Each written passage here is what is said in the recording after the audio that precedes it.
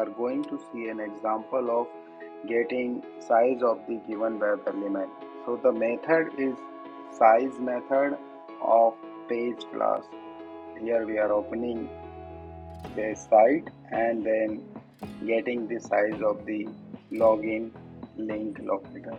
So let's run it.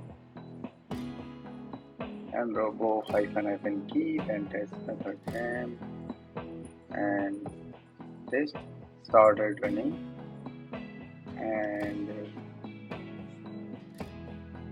browser instance is opening the site and getting the size. So let's see, and here is the size, height and width.